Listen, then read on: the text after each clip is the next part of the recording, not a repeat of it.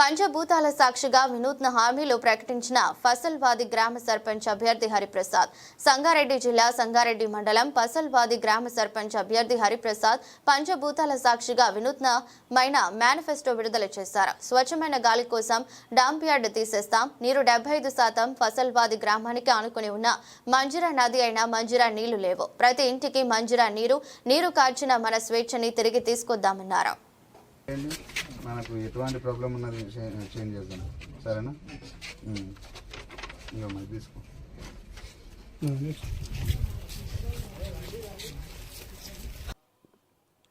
నమస్కారం, నా పేరు పుల్లంగారి హరిప్రసాద్. మాది ఫసల్వాది గ్రామం, సంగారెడ్డి మండల్, సంగారెడ్డి డిస్టిక్. అయితే మా గ్రామంలో పంచభూతాల సాక్షిగా మరి 5 ప్రామిసెస్ నేను చేయడం జరిగింది. మరి ఎందుకనంటే పంచభూతాలను కూడా మా ఊర్లో జనాలు ఆస్వాదించే పరిస్థితి లేదు, జనాలు పొందే పరిస్థితి కూడా లేదు.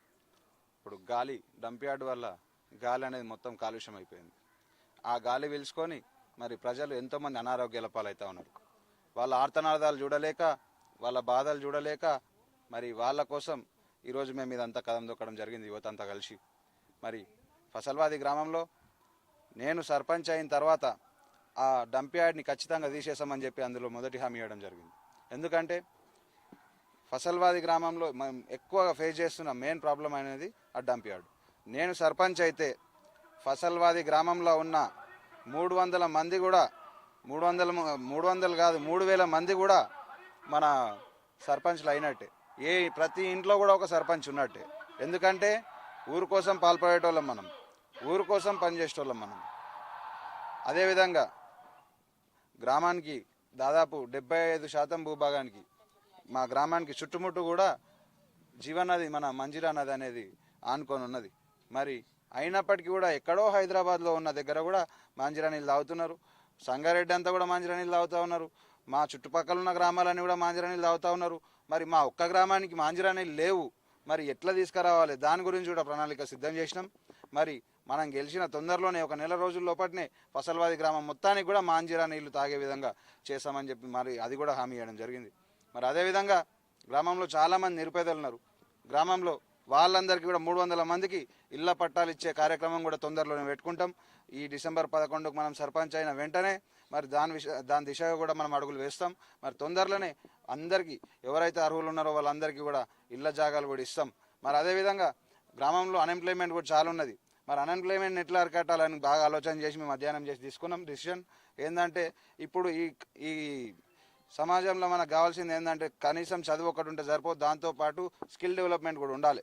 మరి ఆ స్కిల్ డెవలప్మెంట్ ప్రోగ్రాంలో భాగంగా ఫసల్వాది గ్రామంలో ఉన్న యువత అందరికీ కూడా మేము ఆ స్కిల్ ఏదైతే వాళ్ళకి ఇంట్రెస్టెడ్ ఫీల్డ్ ఉందో దానికి సంబంధించిన స్కిల్ని మేము ప్రోత్సహించి వాళ్ళకు అనేది మేము నేర్పించి మేము వాళ్ళని పైకి వెళ్ళేలాగా మేము చేస్తాం.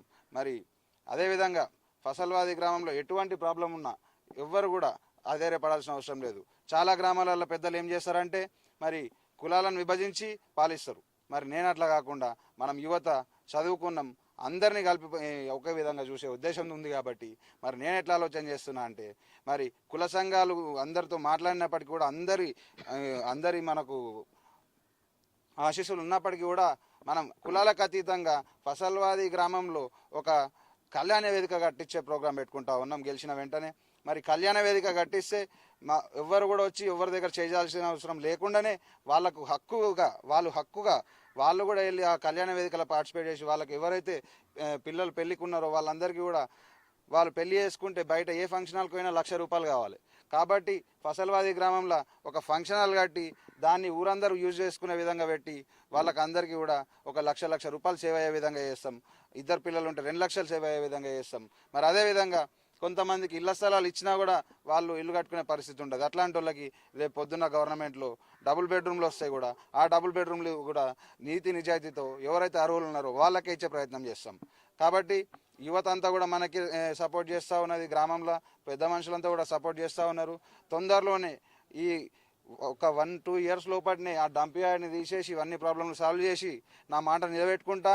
మరి అదేవిధంగా మొత్తం తెలంగాణలోనే ఫసల్వాది గ్రామాన్ని ఆదర్శవంతమైన గ్రామంగా నేను నిలబెడతా అని చెప్పి నేను మరొకసారి తెలియజేసుకుంటా ఉన్నా. ధన్యవాదాలు.